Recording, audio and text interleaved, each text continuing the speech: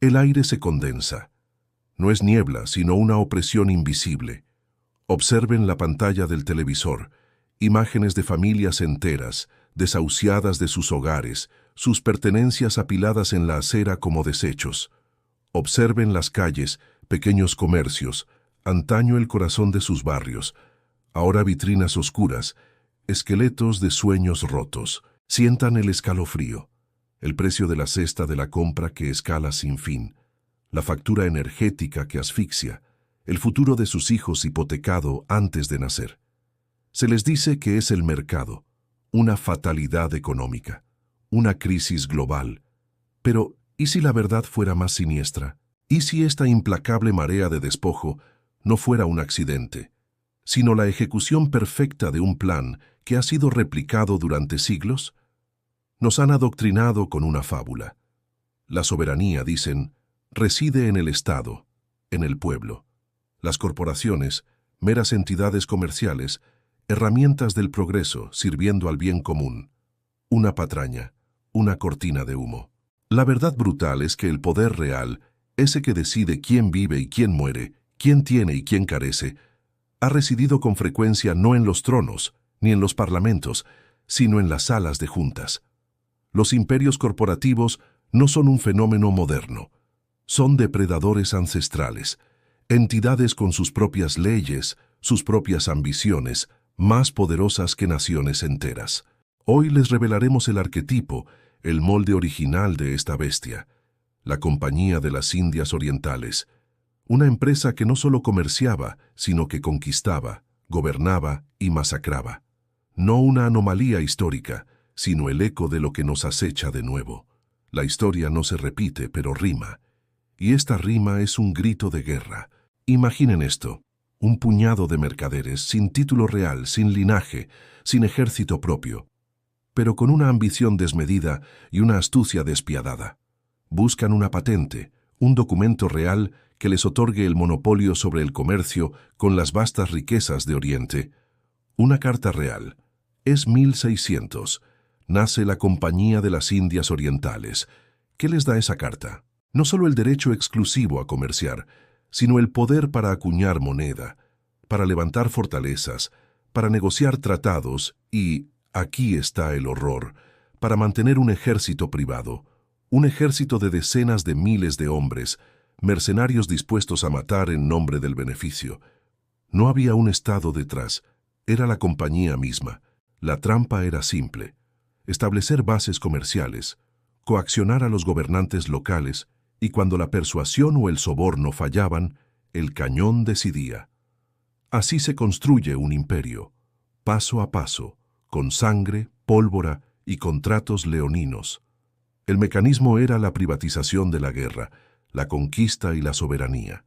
¿Y quién podía detenerlos? Un príncipe indio con un ejército local, acostumbrado a batallas tradicionales, podía enfrentarse a una corporación que operaba con la fría lógica de la maximización de beneficios sin lealtades que no fueran el dinero. Imposible. La Compañía de las Indias Orientales se convirtió en un Estado dentro de un Estado, y luego en un Estado por encima del Estado. Despojaba a poblaciones enteras de su riqueza, su cultura y su futuro. Los agricultores obligados a plantar cultivos de exportación en lugar de alimentos. Los artesanos arruinados por la competencia desleal de las factorías inglesas. Los comerciantes aplastados por los monopolios. Para el ciudadano común de la India, la compañía no era un socio comercial, era el destino. Una maquinaria extractiva sin alma, programada para el saqueo, y para el ciudadano británico, una entidad tan poderosa que podía incluso exigir rescates al propio Parlamento cuando sus finanzas flaqueaban. Una trampa de la que no se podía escapar, pues la ley, la fuerza y la economía estaban de su lado. El ciudadano, un simple engranaje, un recurso, una víctima. Retrocedamos, pues, a ese abismo de la historia. Al siglo XVII, cuando un puñado de comerciantes zarpaba hacia lo desconocido, no en busca de exploración, sino de ganancias exorbitantes. Su objetivo: las especias, los textiles, el té, el opio de las Indias. Inicialmente eran simples puestos comerciales, pero la ambición, como un cáncer, creció. A mediados del siglo XVIII, la compañía ya era una potencia militar de primer orden en la India. 1757. La batalla de Plassey. Robert Clive, un empleado de la compañía, no un general del rey, lidera a sus tropas. Con astucia y traición, soborna a los generales del Nawab de Bengala. La victoria es aplastante. No es una victoria de Inglaterra, es la victoria de una corporación. Bengala, una de las regiones más ricas del mundo, cae bajo su yugo. La compañía ya no es una empresa, es un imperio privado, sin rostro, sin bandera que no fuera la del beneficio. El horror no tardó en llegar. La Compañía de las Indias Orientales, ahora la gobernante de Bengala, impone impuestos brutales, exige tributos desorbitados, prioriza la exportación de cultivos comerciales, como el añil y el opio, sobre la producción de alimentos. Luego la catástrofe, una sequía implacable. Entre 1769 y 1770, la hambruna de Bengala se desata. Millones de personas perecen. Se estima que murieron entre 7 y 10 millones de almas. ¿Y la compañía? No solo no alivió el sufrimiento, sino que se benefició del caos. Acaparó el arroz, lo vendió a precios inflados. Sus directivos en Londres reportaban beneficios récord mientras la tierra se cubría de cadáveres. Esto no fue una catástrofe natural, fue un crimen corporativo. 70 años después, la ira acumulada estalló. 1857, la revuelta de los cipayos. Los soldados indios al servicio de la compañía se alzaron contra sus amos extranjeros. Fue un levantamiento brutal, ahogado en sangre, el grito final de una civilización aplastada bajo el talón de hierro del capital. Imaginen las vidas rotas.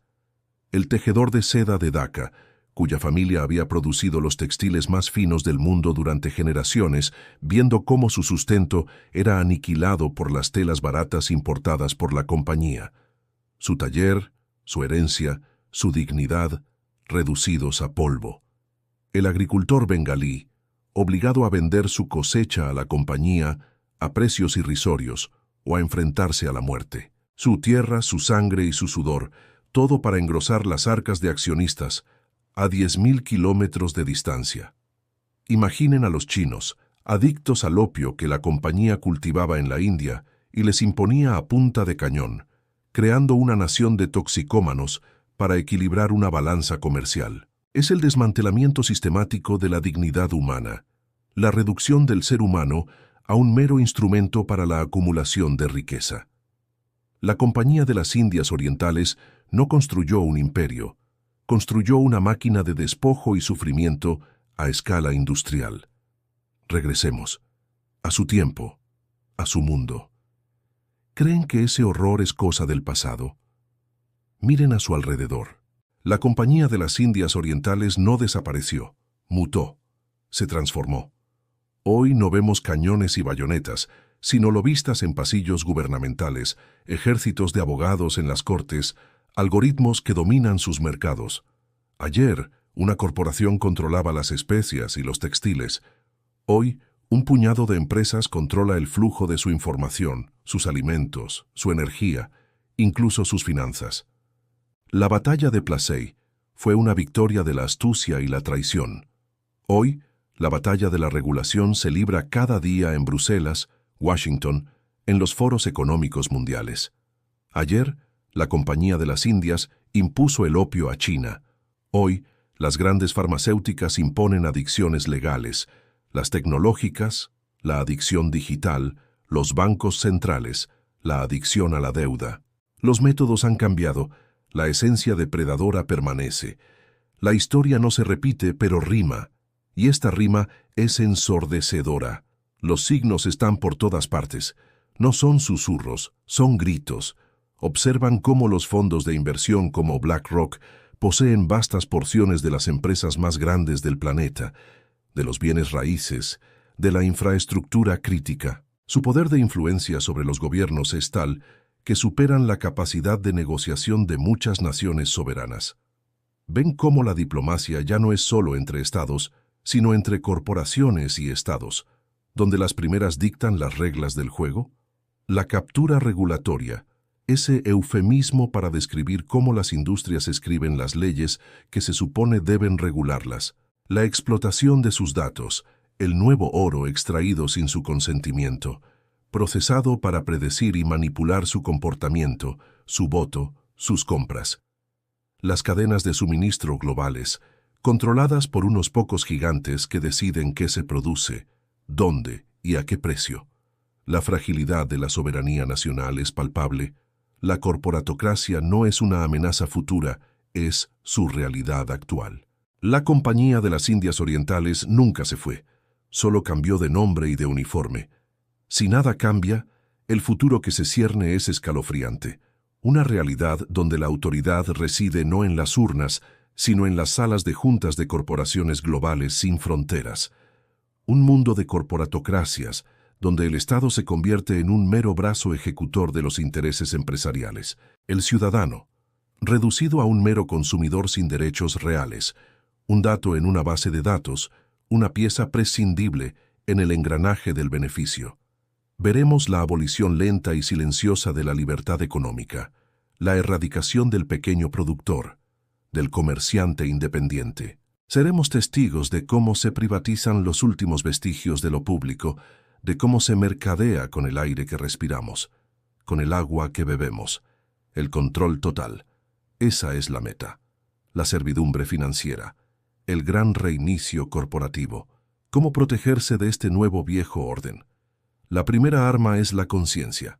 Comprender esta realidad. La segunda, la acción. Desconfíen del dinero fiat, esa ilusión de valor controlada por los mismos poderes. Busquen refugio en lo tangible, oro físico, plata en mano, no solo como inversión, sino como seguro, como ancla. Inviertan en bienes raíces no apalancados, lejos de los centros urbanos saturados. La tierra cultivable es más valiosa que cualquier acción tecnológica. Y, sobre todo, cultiven habilidades reales, oficios que no puedan ser automatizados o deslocalizados. Habilidades que les den autonomía. Construyan comunidades fuertes, basadas en la confianza y el apoyo mutuo. Resistan la servidumbre digital. Protejan su privacidad. No dependan de sistemas controlados por ellos. La independencia es su mayor defensa. La historia no es un libro cerrado. Es un espejo. Y en el reflejo de la Compañía de las Indias Orientales, vemos las sombras de nuestro propio presente y las amenazas de nuestro futuro. Las mismas trampas, los mismos depredadores, solo que con nuevas ropas. La avaricia, la ambición desmedida, el desprecio por la vida humana en nombre del beneficio, son constantes universales. Pero también lo es la capacidad del espíritu humano para resistir, para comprender, para luchar por su libertad, para comprender las rimas de la historia y desentrañar los crímenes silenciosos que se cometen contra el ciudadano común. Suscríbanse a El Archivo del Capital. Aquí la verdad no es cómoda, pero es la única que puede liberarlos.